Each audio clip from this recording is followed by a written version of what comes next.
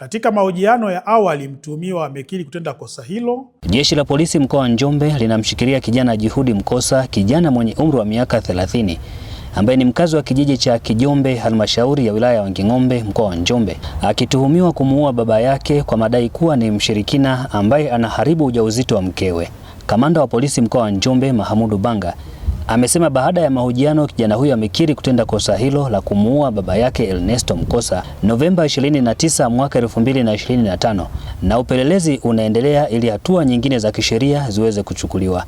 Juhudi Ernesto Mkosa, miaka 30, aliyekuwa anatafutwa kwa kosa la kutenda tukio la mauaji lililotokea tarehe 29 mwezi wa 11 2025 huko katika kijiji cha Kijombe, ambapo alimuua mtu ambaye amefahamika kwa jina la Ernesto Lutengamaso Mkosa ambaye ni baba yake mzazi. Katika mahojiano ya awali, mtuhumiwa amekiri kutenda kosa hilo toka tarehe 29 mwezi wa 11 2025, na mara upelelezi utakapokuwa umekamilika wa vitu vingine, basi na yeye atafikishwa mahakamani. Lakini sababu halisi iliyopelekea mtuhumiwa huyu kuweza kutekeleza mauaji hayo ni kumtuhumu mzazi wake ushirikina na kwamba mke wake alikuwa akibeba ujauzito unaharibika mara kwa mara. Pia jeshi la polisi limewakamata watu wawili ambao wamefahamika kwa majina ya Lunyiliko Zablon Mloe, huyu ana miaka 52, pamoja na Zawadi Samola Msigwa, huyu ana miaka 43, ambao walikuwa wanatafutwa kwa tuhuma za mauaji ya mtu ambaye amefahamika kwa jina la Layton Zablon Mloe, wakimtuhumu kwa ushirikina huko katika kijiji cha Ivigo Igosi, wilaya ya Wanging'ombe.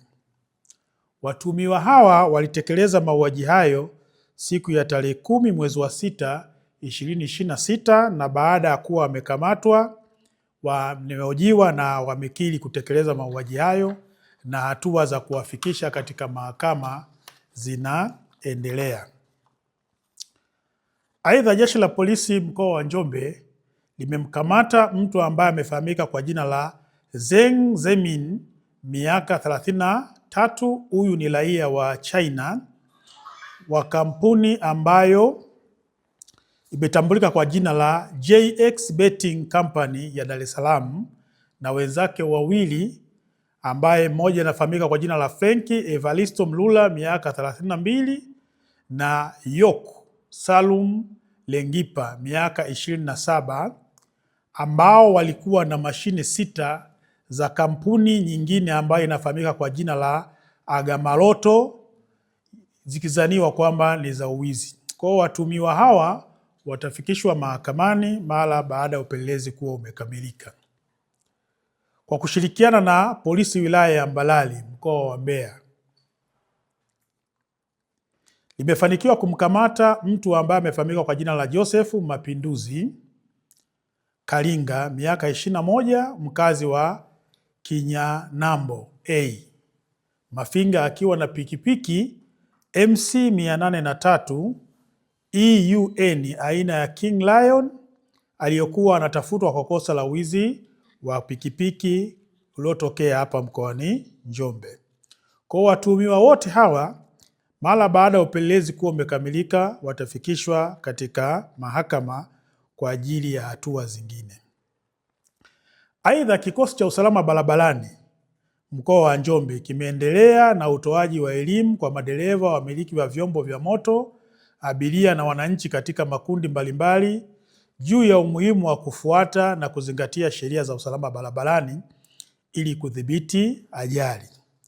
Kufuatia hatua hizo, jumla ya madereva 6586 walikamatwa kwa makosa mbalimbali ya ukiukwaji wa sheria za usalama barabarani. Kati yao madereva 6585 waliandikiwa faini na dereva mmoja ambaye amefahamika kwa jina la Idrisa Amlani Luvanga amefungiwa leseni yake baada ya kusababisha ajali akiendesha basi namba T 580 ENT kampuni ya Maneng Nice inayofanya safari zake kutoka mkoa wa Dar es Salaam kwenda mkoa wa Ruvuma na kupelekea majeraha kwa abiria waliokuwa katika basi hilo.